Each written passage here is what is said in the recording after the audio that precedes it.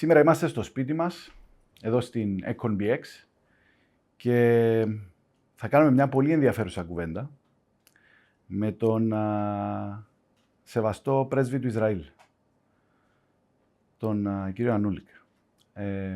Θα συζητήσουμε ό,τι συμβαίνει στη γωνιά αυτή του πλανήτη, χωρίς ατζέντα, χωρίς απαγορευμένες ερωτήσεις, σε μια ανοιχτή κουβέντα, εξ αφορμής βέβαια και της επετείου της 7ης Οκτωβρίου, η οποία είναι εκεί, μας θυμίζει τι έγινε, φτάνει τώρα να δούμε από εκεί και πέρα τι γίνεται και τι θα γίνει. Mr. Ambassador, thank you for accepting the invitation. I want to thank you for giving me this honor and this opportunity to speak with you and with the people of Cyprus. You know, I have to tell you in advance that I'm in a difficult position because taking this interview, I'm pretty sure that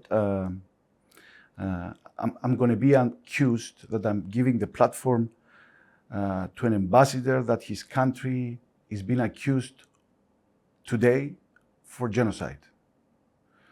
So, what is your response to that? I will separate this into two different issues. The fact that you will be criticized or not is one element. And on this issue, all I can say is that Cyprus, just like Israel, is an open, vibrant democracy with the right of speech, and people can express their views. And this is true for the people that want to criticize you.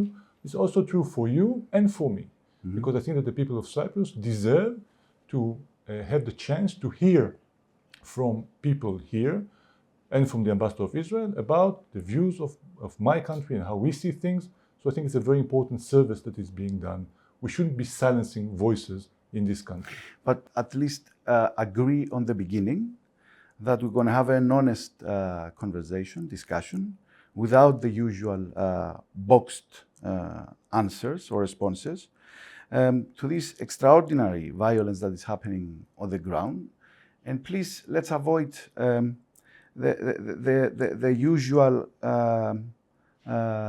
answer that the victim is given an excuse that human beings are used as shields, etc. I will refer to this. First Yes. of all, I will do my best, as much as I can, to speak openly and honestly. This is the way I always conduct myself. Mm-hmm.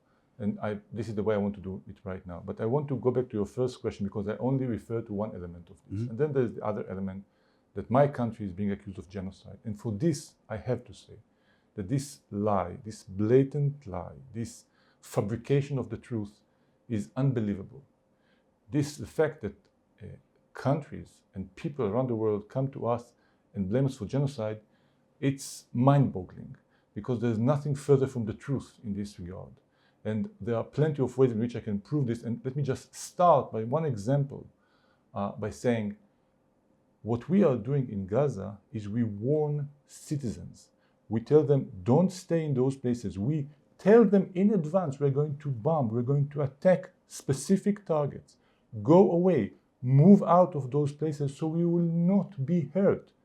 Is this a genocidal intention? Of course not. I'll give you another example. Genocide... Yes. Just one more example. Genocide, by definition, is that you are trying to eliminate other people. Look at the numbers of the people in Gaza ever since Israel for the first time went into Gaza in 1967. You know, when we went into Gaza in 1967, when we were attacked by our Arab neighbors, there were 250,000 people living in Gaza. There are more than 2 million today. It's the only genocide in the world I know that the people just grow instead of being diminished. So this is ridiculous. The whole accusation is ridiculous. On the other hand, on the ground now, you have 50 and 60,000 dead people. Most of them are kids. No, this is again, I'm sorry, but you're using wrong numbers. First of all, the Palestinians claim the number now is about 41,000 people dead. Most of them are not kids. Far from it. Most of them are terrorists. Most of them are Hamas and Palestinian Islamic Jihad terrorists that we have killed. Look at the numbers, look at the data, look at the ages of the people that were killed. This is far from the truth. I'm not saying that innocent people are not killed in Gaza. Unfortunately, it happens because war is not sterile by definition, but more than this. This is exactly because of the way that Hamas chooses to fight this war. Because what Hamas is doing is embedding itself within civilian population. You don't want to use the term human shield? I will not use the term human shield. But the fact I'm not using a term doesn't mean it doesn't happen. Because, so we come to a point, Mr. Ambassador, that in order to kill a Hamas general, you don't care if you killed with him a Palestinian family. How can you put human lives like that? You are making assumptions that has nothing to do with reality. Of course we care. This is why exactly the IDF, the Israeli Defense Forces, are being accompanied and escorted by legal counselors to every attack that is being held by Israel. We follow international law. We abide by international law. Israel is a law-abiding country. Therefore, international law has a very clear definition of what is allowed and what is not allowed. And yes, it happens also in war that when you hit and you target a military target, civilians might be hurt. It doesn't mean we don't care. We care a lot. There is a whole way of how you evaluate what does this mean. For example, we are making an effort not to hit children. But if we have a target in which we know that if we do not hit this military target, these terrorists, these people, many people were there on the other side, yes, it is justified then, even if there is, unfortunately, also innocent people dying. There is no sterile war. What I can say, that if you make a comparison between the way that Israel is fighting its war against terrorists to the way the international coalition was fighting ISIS, or in Afghanistan, or in Iraq, you will find that the ratio in the case of Israel is much lower. The number of citizens, civilians that are being killed in Israel attacks in comparison to the number of terrorists is way, way lower than anything else. I will not say that mistakes don't happen. Mistakes happen. People die, unfortunately, sometimes without there's a need for them to die. But this is not because we have a strategy or an intention to kill civilians. Look at Gaza. Right now, at the humanitarian area, you have almost 2 million people there in tents. One second, let me just finish the point. But you created there a humanitarian crisis, but this is subject to. Sure, I will answer all your questions, but let me just finish the point.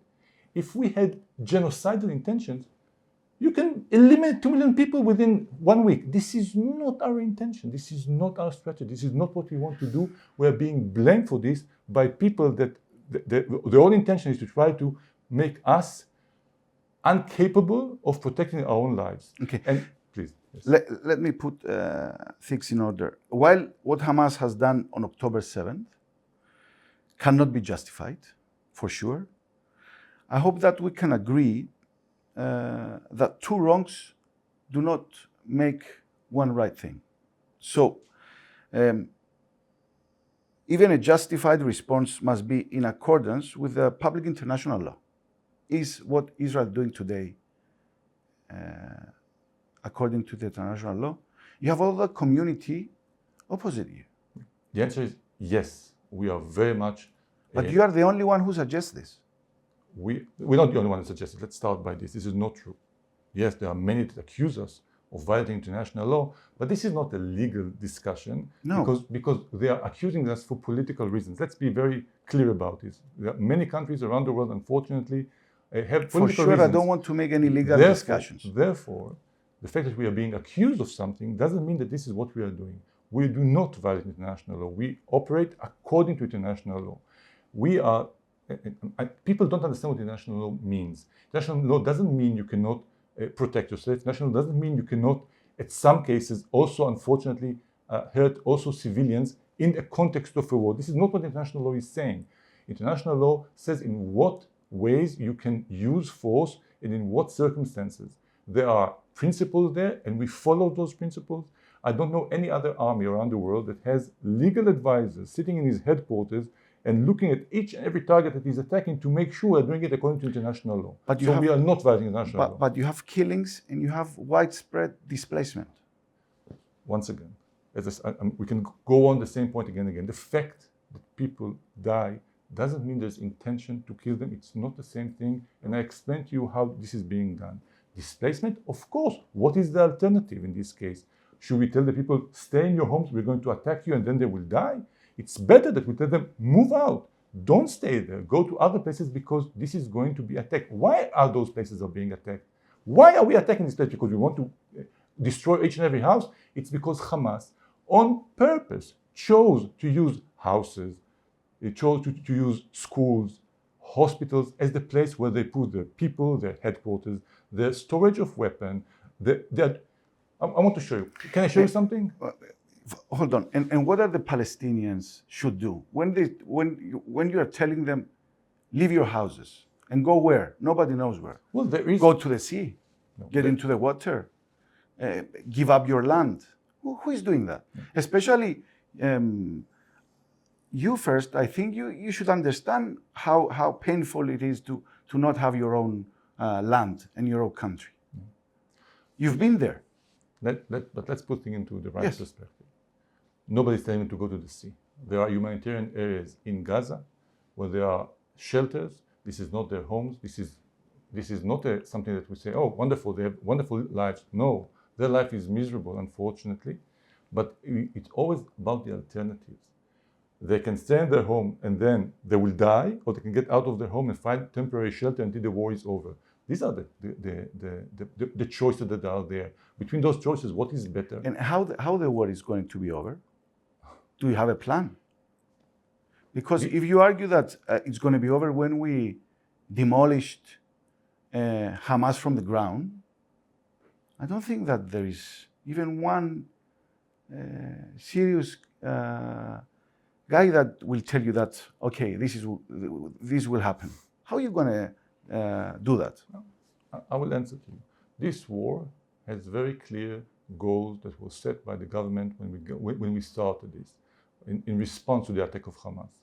And those goals are not, we're going to eliminate Hamas from the face of the ground. This was never the case, and this cannot be done. It's impossible. And it's not what we are trying to do.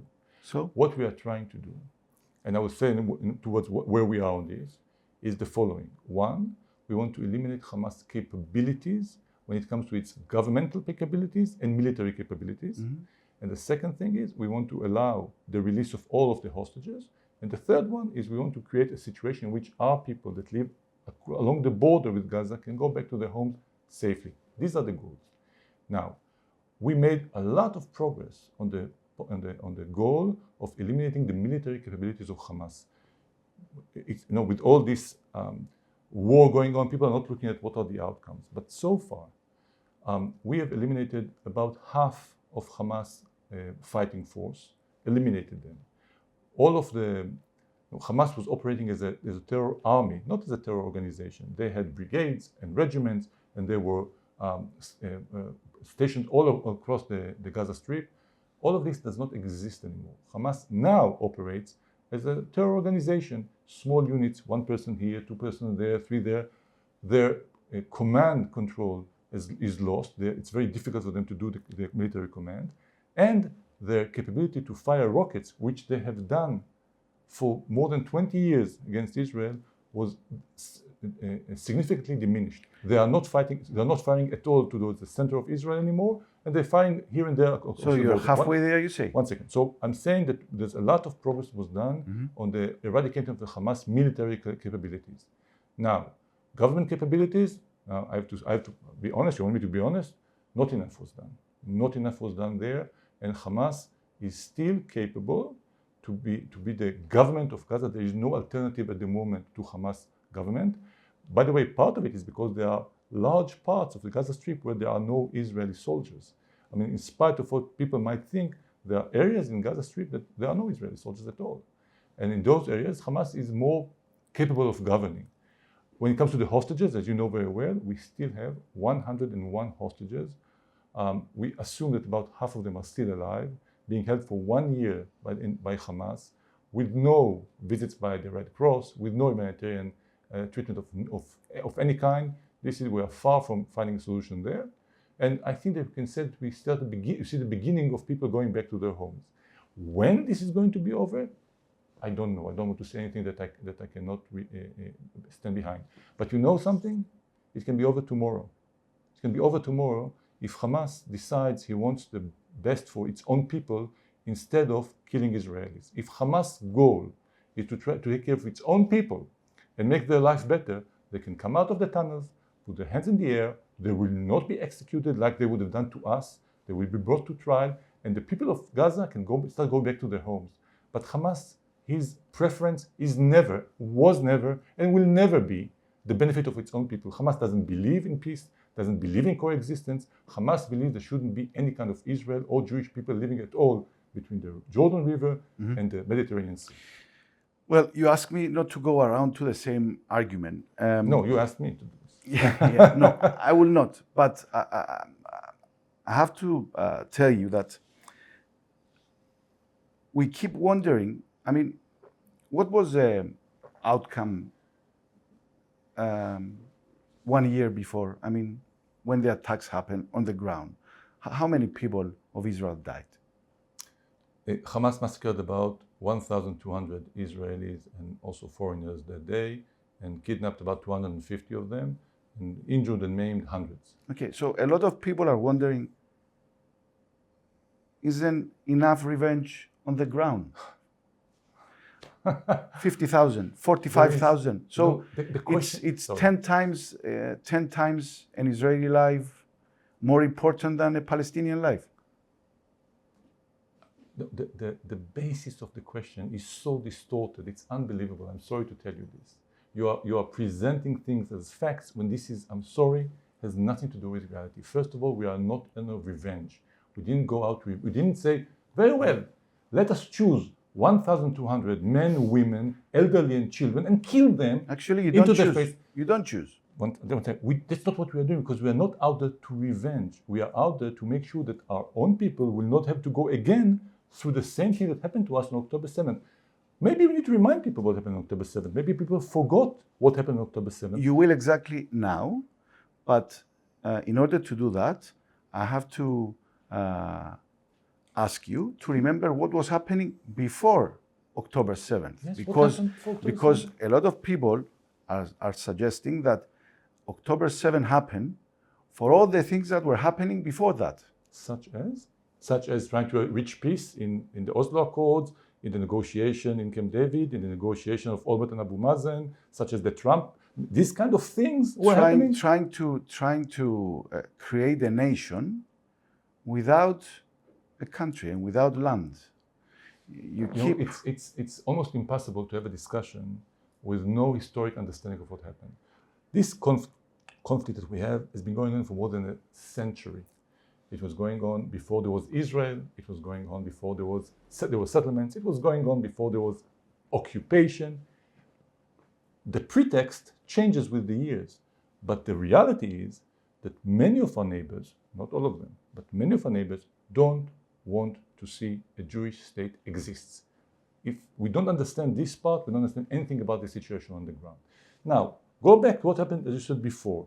So, in the last, let's not go 30 years, there were several efforts. Now, the Palestinian Authority, why does it exist? Why does it exist even? Do you know why? Because we negotiated with the Palestinians directly and we agreed to create an autonomous control and rule of the Palestinians. It didn't happen because the Palestinians fought for it and achieved this. It was a result of negotiation with Israel. Why did we do it? Because we believe that we can reach peace with our neighbors. The reality was that ever since then, what we are facing all the time mostly is violence by Hamas and by Palestinian Islamic Jihad, by other terrorists. So it happened again and again. Take Gaza. What happened in 2005 in Gaza? Israel left Gaza. There was not a single Israeli soldier in Gaza. There was not a single settlement left in Gaza. What did Hamas do in 2005?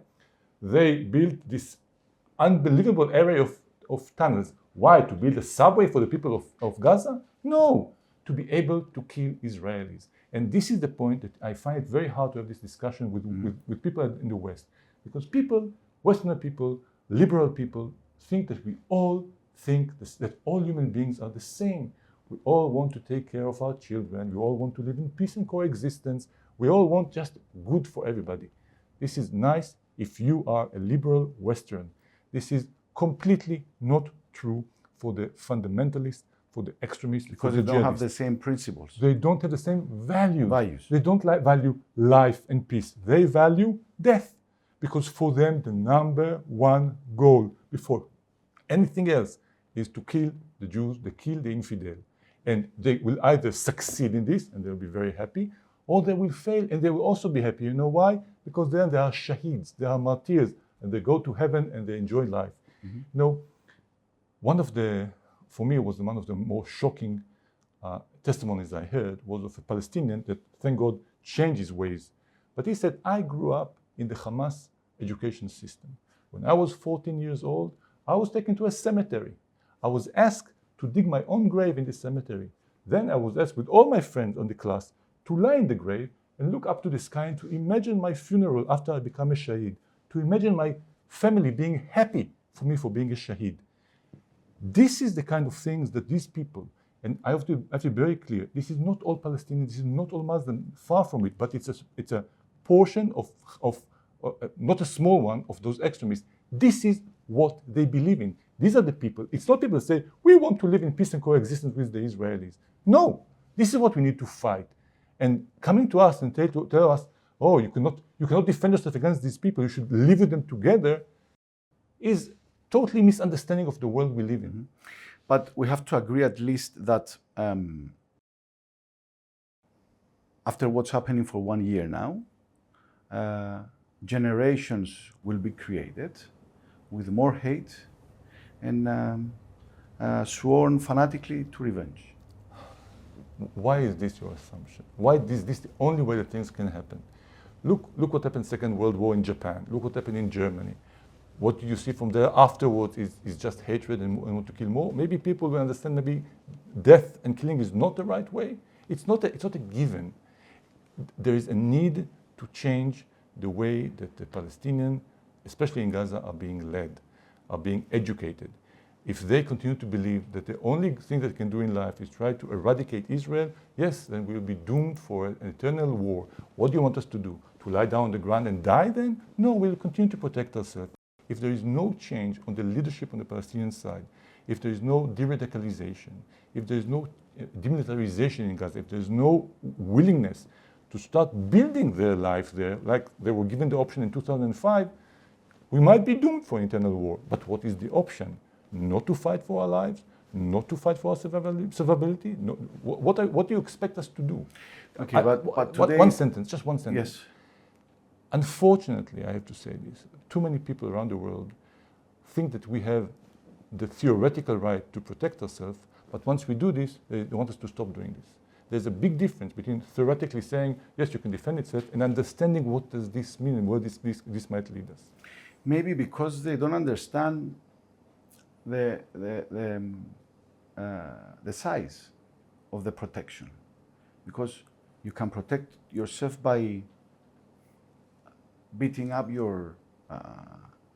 the guy in front of you, but if you go and find his family, his sons, his relatives, then it's a different equation. Yes, but that's not what we're not looking for his sons and his family. We're looking for the ones that are trying to attack us. We're looking for the ones you understand that are the planning. Metaphor, yes? I know, but are planning to do more October 7th. Listen to Hamas. Listen to them. They said there will be more October 7th in the future. That's what we want to do.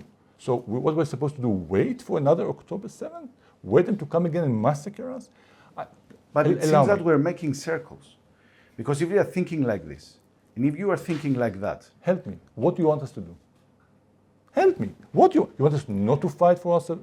Being civilized, to wait there for them to kill us? Being civilized and sit on the table.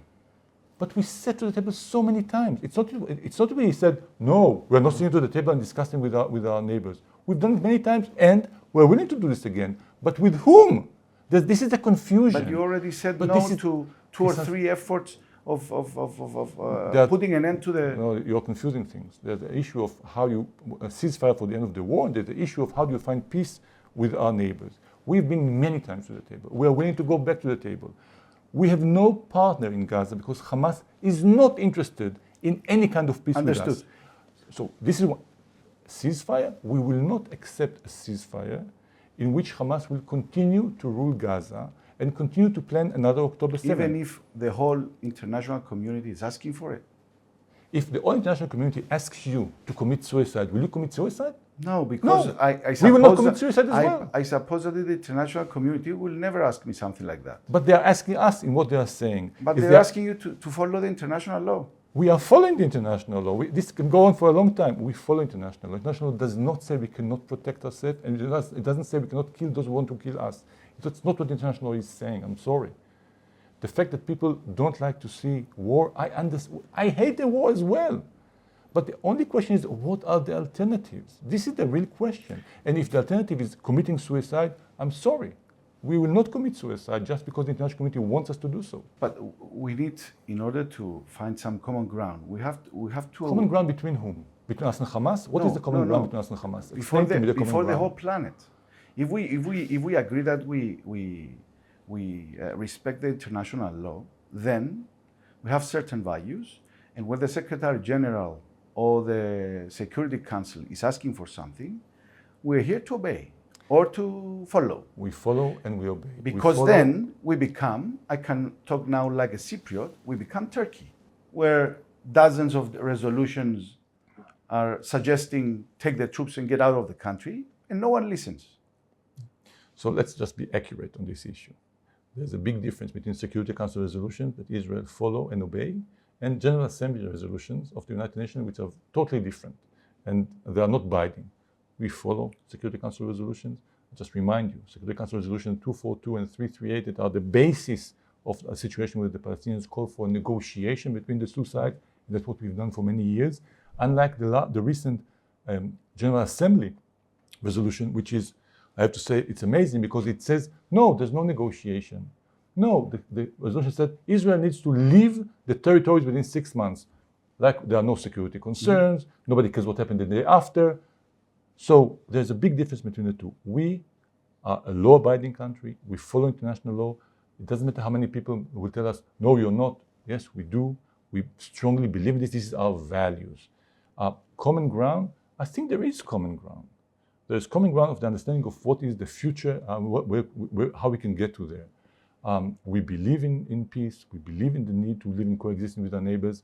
We do not have the same genocidal intentions that the Hamas and others have against us. It's very different.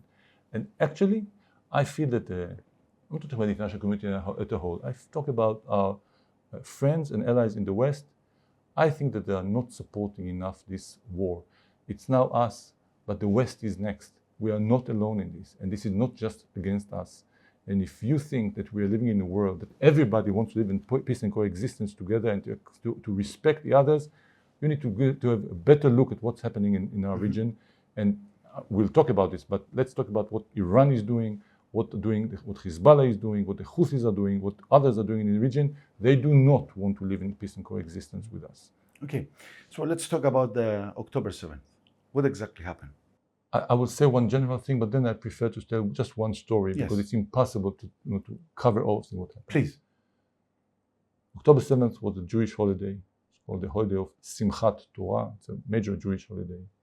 At 6:30 in the morning, we were surprised by an attack by this terrorist organization in which thousands of terrorists crossed the border from Gaza into Israel, and they raided communities and villages and kibbutzim, went into the houses of people, massacred them, raped people, killed children, burned things to the ground, took hostages. This is in general. This is, of course, it's a collective trauma that I cannot say that we have overcome this. We haven't. This is still something that haunts us. This is still something that's very much on the mind of everybody, because if you ever had a nightmare and then you saw the nightmare materializes, this is how we feel. People come to your house, look you in the eyes, and shoot you. They don't know who you are and what you did. Do you support peace? You don't support peace. You are in favor of coexistence. They don't care. And they kill you. I want to tell just one story, if you allow me, because it's too much. This is the story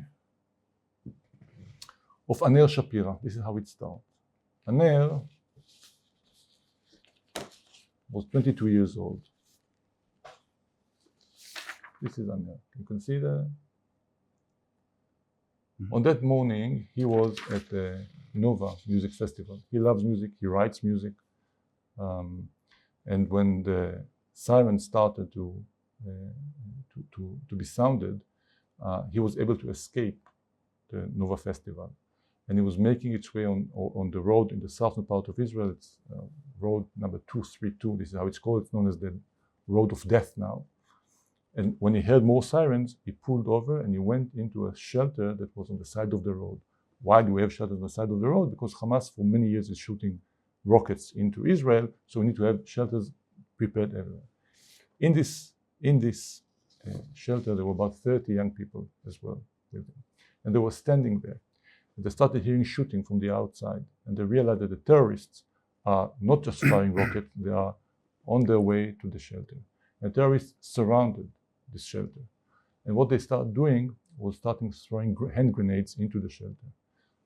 Taking out the pin and throwing it inside. Anel was the first one at the entrance. What he did was catch those grenades and he threw them back out. He did 7 of these, 7 grenades that he was able to catch and throw out before they explode and kill everybody inside. So the terrorists, what they did then was they fired an RPG into the shelter. I want to repeat what I just said. We have a concrete building, small one. Inside you have 30 people, and the terrorists, none of them is armed, of course. The terrorists decided what they should do is shoot an RPG into this building. The RPG killed Aner and many others inside. Then the terrorists came inside and they dragged outside whoever they found was still alive, including people that were badly wounded. One of them was Hersh Polin.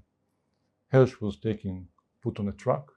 His arm was amputated, was cut off because of the RPG, and he was dragged into Gaza. He spent almost a year in Gaza. Hersh. A video of his was published publicly. He was executed by Hamas terrorists. He and 5 other hostages were held in one of the many tunnels that Hamas has. This was a very low tunnel. You cannot stand straight in this tunnel. Very hot, very humid. I don't know how you can see this, but this is the tunnel where they were found. When the 2 terrorists that were guarding those 6 hostages, among them 3 women, suspected that maybe the IDF is somewhere in the neighborhood, they shot them dead on the spot inside the tunnel. The blood there is the blood of those people. And the last picture I want to show to you is where was the entrance to this tunnel? Because it goes back to what I told you before. Look at this picture. You see this? The shaft of the tunnel goes into a children's bedroom in Gaza, in Rafah. Because this is what Hamas do. This is exactly how they operate. They embed themselves inside the civilian population to get some kind of a shield. You don't like the term human shield? Call it whatever you want. This is who we are fighting. These are the people. At the same time, Mr. Ambassador, I'm hearing voices of relatives of the missing in action persons, the hostages, that maybe they're not priority for the government, that there are other plans or other priorities. Do you accept this? You see them, they are demonstrating. I will answer. First of all, the government of Israel made it very clear what are the goals of this war. I mentioned them before, and one of the main goals is the release of the hostages. This is the one thing. The third one? It's the second, actually, but it's the goals were not prioritized. It was not saying this is more important than this. The goals were set that these are our goals. Yes, there is plenty of criticism in Israel against decisions of the government, including on the issue of the hostages. Thank God, as I said before, that we live in a vibrant democracy, that people can voice their concerns and can voice their criticism. I, of course, am not going to make any kind of stand or position on this matter. People are allowed to make their voice heard.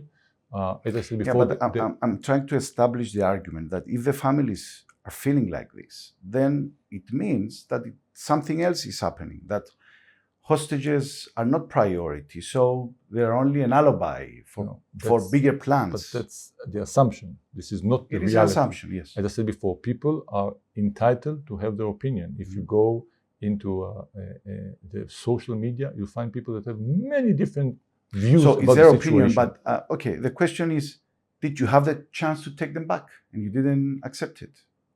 in the negotiations? I'm telling you from what I know, there was never a situation that a deal was on the table that was accepted by Hamas and was rejected by Israel. This has not happened. There were discussions, there were negotiations, there were proposals moving back and forth, but there was never a situation that a real deal was on the table, accepted by Hamas, rejected by Israel. Mm-hmm. Okay, so let me take you back and ask you, are the Palestinians entitled of having a state? Or do you feel that they're second choice citizens? Oh, right. Let's start with the first part and then the second part. Yes. Look, I need to answer you in a metaphoric way. And this is how I can do. What you're asking me is how would the permanent solution of the Israeli-Palestinian problem need to look like? Is it going to be a Palestinian state living side by side to an Israeli state? This is the question. First, I need to say that for many years, the answer was yes by the Israeli government. I cannot say it at the moment, but I need to say something in this regard.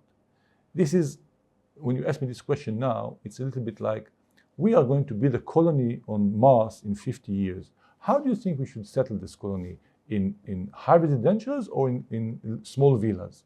This is the kind of question you're asking me right now, something which is very theoretical, which has no way to be implemented anywhere in the near future, and will not solve anything at the moment on the situation. So this is how I can answer you. But I'm asking you about the principle. And the second thing you said, just one second. It's a principle. Yeah, I think I answered a very clear answer to your question. Because you don't believe that they're able to have a state. No, it's not because it has nothing to do with believing or ability. At the moment, the government of Israel does not say that our policy is a two-state solution. This is our policy, and I cannot say anything else but this. All I can say is that for many years the policy was different, and that there are many people in Israel that still believe this is the case. Okay, but the second thing, second-class citizens. Let's be accurate here as well. Mm-hmm. First of all, citizens of Israel. We have 10 million people. Almost 22% of them are Muslim, Arabs, Palestinians, and they have full right. They vote for the Knesset. They are citizens. You will not find anything similar to this in our region. 22% of Israeli population are Palestinian, Arab Israelis. Then we have the Palestinians in what is known as the territories. They are not citizens of Israel. They are not. Therefore, you cannot call them second-class citizens. Majority of them is being ruled by the Palestinian Authority or by Hamas in Gaza, not by Israel directly. Israel is not governing them. So just need to be more accurate on those terms. Are they happy with the situation? No, they are not. We are not happy with this as well. And as I said before, there have been plenty of efforts along the years to try to find a permanent solution. If it was easy, it would have been done by now. It is not the lack of will that brings us to the situation right now that it's very hard to see how we're going to get a permanent solution. Mm-hmm. Okay, if those arguments give some kind of an excuse of what is happening on the ground, I can't say the same for what is happening now in Lebanon, because everyone is... So you can or cannot? Cannot. Because everybody now is keep asking, okay, and what are you doing in Lebanon? Lebanon is a different country. Why are you there? I'm sorry for smiling. Why? First of all, we are not there. But I feel that I need to tell things that are so obvious. Why is there an exchange of fire across the border with Lebanon? Who started firing? Who? We did? No, we didn't. On October 8th, one day after Hamas attacked us, Hezbollah made a decision that they are going to tie themselves to Gaza because they want to support their best buddies of Hamas. So they started shooting on Israel. And once again, what are you telling me? Oh, if you are being, if people are shooting at you, want to kill you, don't do anything. Don't do anything. Just wait there. It will go away. It doesn't go away. They are shooting at us. So we are not supposed to respond. One second. But with the same way. We responded. With the same way. By the way, now you have an invasion. But we don't have an invasion. What are you doing in Lebanon? We are not in Lebanon. What are you talking about? I'm sorry. We are not in Lebanon. We are not in Lebanon. There is not a single Israeli in Lebanon. Soldier. Or person. There's no one in Yes, Lebanon. but you keep sending bombs. You said something in principle which is funny. What is this thing? Do the exact thing. So if they are shooting a rocket into a house, they need to shoot a rocket into a house also? What kind of a war is this? What, you think this is a game? Look at what Hezbollah is doing in southern Lebanon. This is ridiculous, this argument. We will not be then say, okay, let's measure this. They shot one rocket in this angle, we're going to shoot one. It doesn't work this way. So it's an eye for an eye? This is exactly what it is not. It is not an eye for an eye, exactly what I'm telling you. And it's an eye for 3 eyes. For 11 months, what we did was exactly this. We said, okay, we don't want to escalate. We don't want to get to a situation that we have another war in Lebanon. We kept on saying to Hamas, to Hezbollah, you need to stop it. You need to stop it. You need to stop it. They don't stop it. What is the thing that makes Hezbollah shoot at us? Answer me this. Why are they shooting Israel? Why? Only to support Hamas. This is the only reason. So this is justified in some way. So we need to let 70,000 of our citizens be taken away from their houses for a year now, being put as refugees in Israel because they cannot go back to their homes because Hezbollah is shooting them. So we need to accept this forever? So 11 months we are telling them, let's find a solution. Let's find a solution. And we get zero. So after 11 months of restraint, we said enough is enough. And you are going to pay a price for what you are doing, and we are making them pay the price. And look what happened to Hezbollah in the last 2 weeks. Look just what happened to them. Hassan Nasrallah feels very much alone right now because all of his comrades, the leadership of Hezbollah, have gone back to meet their creator. Look what happened to them. So you tell me now, what are you doing there? A lot of innocence also. Again. Listen, seriously, look at the numbers, okay? And look at what we are doing. Once again, we sent out tens of thousands of messages to people in southern Lebanon telling them, get out of the house. We don't want to kill you. We sent out phone calls. Mm-hmm. We actually were able to get into Lebanese radio and send messages. We are warning them. We are telling them we are going to attack. This is where we are going to attack. Now, remind me in what other wars the army is telling the enemy, we are going to attack you in this point, please leave the place. Mm-hmm. Remind me, okay, we're talking about innocent. People that die in Lebanon, the vast majority of them are Hezbollah terrorists. Hezbollah has stopped publishing how many people are being killed because he cannot even follow this. Among them, do we also have civilian casualties? Yes, we do. And I explained to you again before why this is happening. The fact that there are civilian casualties doesn't make this unjust, doesn't make this wrong, doesn't make it a violation of international law. We don't like it. We would prefer that nobody died. This is why we make so much effort to try to tell the civilians, get out of harm's way. But if you think that we would continue to sit on our hands and let Hezbollah continue destroying, Hezbollah until now killed about 50 Israelis in the year past. Among them, 12 children playing soccer in Majd al-Shams. This is what Hezbollah is doing. So what is the number? How long do we need to wait? 2 years before we respond? They got a lot of chance to stop this. If they didn't understand until now, maybe now they will start to understand what they need to do. But the timing doesn't create the question mark. In whose eyes? When is the right timing? 10 months, 12 months, 13 months? What is the question of timing, which I don't understand? Look, I don't know. Nobody shared with me the decisions made by the government and the IDF. I don't know why this specific moment. But what does timing have to do with it? What is important if it was a month from now or months ago? I'm talking about the time because we agreed that escalation of the war is not a solution. And at the same time, it's happening. When did we agree on this? So it's a solution? No, but I'm saying I don't remember agreeing with this. Okay. But I thought that we agree that war is not something that we both want. Yes. We agree on this. Yes. But the fact that we don't want it doesn't mean we don't have to find ourselves doing this. Okay. And if you take Hezbollah as an example, it's exactly the thing. Okay. 11 months we were waiting for them to stop. Okay. We didn't want to escalate. So there is a good reason, you said, to be there. Maybe. I don't know if this will happen. But maybe through this escalation that happens now, it will make Nasrallah be put in a situation that he needs to make strategic decisions. He is under a lot of pressure, you know that, from the own people of Lebanon. People of Lebanon don't want to see their country being destroyed because Hezbollah is helping Hamas. I mean, if you are a Lebanese, Muslim, Christian, Sunni, Druze, why do you need to see your country being destroyed because Hezbollah thinks he needs to help Hamas? Why? So the pressure here needs to be put on Hezbollah, on Nasrallah, to make decisions for the good of its own country.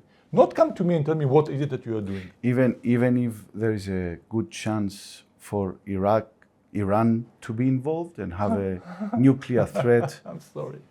Yes. I'm sorry. Why? Sorry. I tell you why. You're saying this as if Iran Iran is not involved. Because the arguments are so predicted? No, because you're saying this as if Iran is not involved. Iran, this nation, So why don't you hit? sitting out there doing nothing Why at don't you all. strike Iran also? Why don't you do the same thing?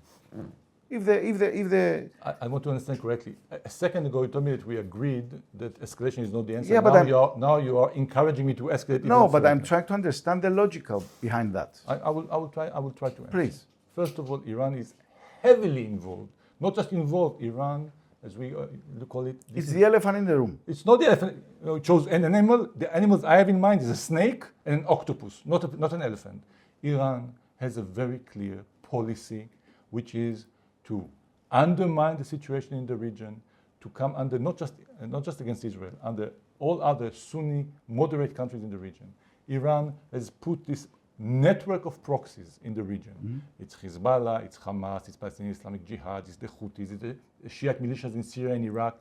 They are doing all of this. They have a strategy, they have a policy. It's called export the revolution, because the Iranian regime believes that the Islamic revolution in Iran is a good thing, and we need to do it all over the region. So we need to export this revolution. Therefore, they are arming the proxies, they are financing them, they are guiding them, they are giving them know-how and technology, and sometimes also orders and directives. Iran is heavily involved. Iran also, as you remember very well, came out of the darkness on April 14th, and they fired 300 missiles directly on Israel. Correct. Ballistic missiles, cruise missiles, drones. So Iran, first of all, heavily involved. Iran, we strongly believe, is not a threat just for Israel. Far from it. Iran is a huge threat to the region, to the world. It's a threat on so many levels, starting with the nuclear military program that they have. But in addition to this, Iran is a supplier of drones to Russia in the war against Ukraine. Iran is supplying Russia with weapons that are being used against European countries. Iran is a huge threat, not only for us, and Iran is a big player. Mm-hmm. And I think it's a problem that the international community needs to deal with, not just Israel. But if you are so direct for Iran, I suppose that you could say most of the things also about Turkey, or not? Maybe you can say. I don't know if I can say. Why? Because there are different interests. First of all, because Turkey has proxies as well.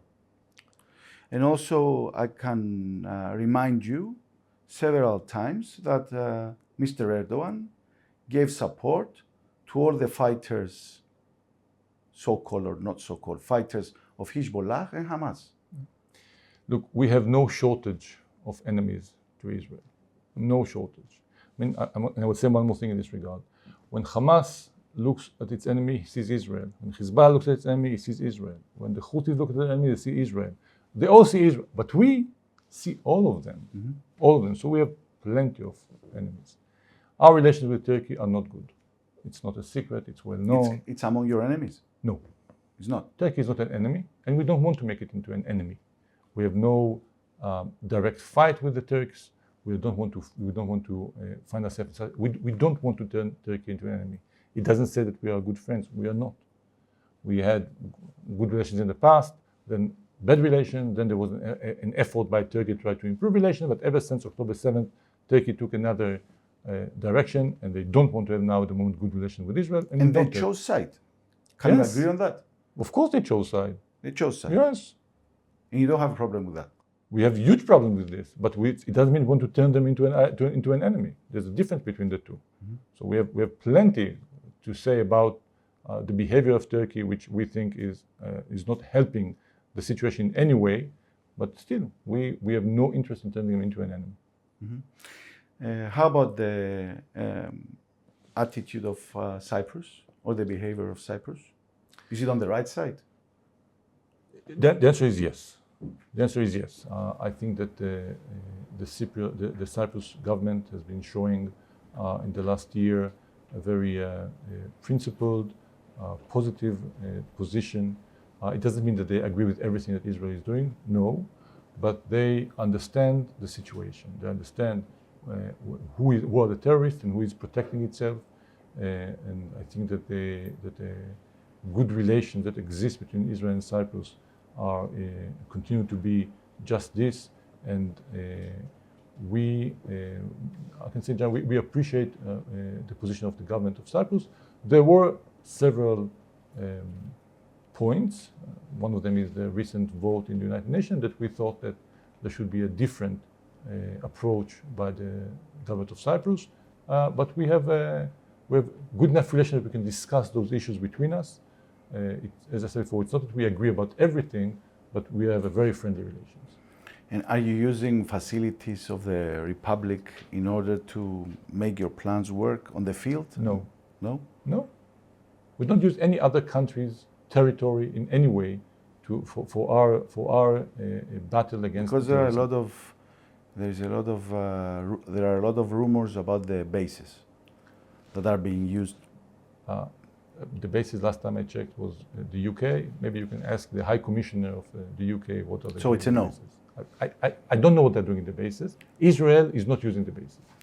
Does your country have anything to do with the problems we have with Google? You know that there is a big problem. You know that there's a big problem on the island with Google. You're talking about GPS? Yes. You know the answer to this. What is the answer? Yes, there is a connection. There is. Yes. There is a connection. As far as I understand and know. Israel is using now different technologies to try to thwart and intercept and prevent the drones and the rockets that are GPS guided by Hezbollah and by others that are being fired towards Israel. Now this is so everything is framed. Everything is framed. Everything. I mean, I'm not sure I understand what it's you said. captured.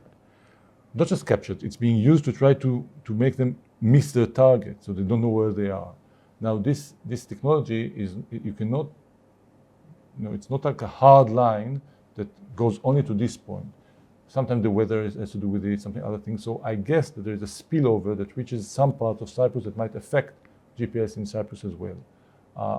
It was brought to the attention of the Israeli authorities. I know that they're looking into this and see how they can prevent this from happening. Unfortunately, it's a bit of a spillover. I know it's inconvenient. It's not directed at Cyprus, is the only thing I can say. Mm-hmm. Last question. 1 year after 7. Last question? Last question. It's been an hour talking with you. Seriously? Yes. But were you enjoying it as much as I was? Yes. Okay. 1 year after 7th October. The same thoughts, like the day after, some more wisdom, some things changed. What is the main message 1 year after what happened? You know something? I feel that in all my answers until now, I showed a high level of confidence and I know what I was talking about. This is your first question that I'm not sure I have a good answer to. I'm not sure that I can tell you how things might look like in the foreseeable future. As I said before, I think that on October 7th, me too, and I was the head of policy planning in the Ministry of Foreign Affairs of Israel. I became more modest about my capabilities to try to predict what is going to happen. So many things happened this year that I didn't think that were going to happen. We are in a bit of what I would say terra incognita, unknown territory. How things will develop from here, I don't know. My hope is that a series of steps can take us eventually, hopefully in the months to come, to a better situation. A combination of maybe a deal that can bring the hostages back, together with the end of the fighting in Lebanon, together with a broader, renewed relations with some of the moderate Sunni Arab countries in the region, might create a different strategic situation. Will it happen? I don't know. How long will it take? I don't know as well. But I am not totally without hope. So we're certain that You said last question. we're certain that we're walking to an uncertain future. First of all, every day is going into an uncertain future. If we knew what's going to happen, it wouldn't be the future. This is how it is. I think that we need to rely on our values, on our principles, on things that we want to aspire to see.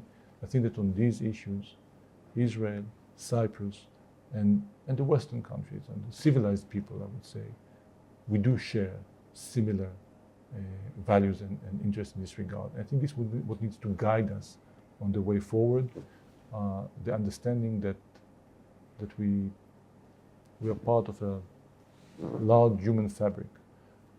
We cannot forget, though, that not everybody shares those values with us. Thank you very much for a very interesting interview and very Thank you. tense one. Thank you. Thank you.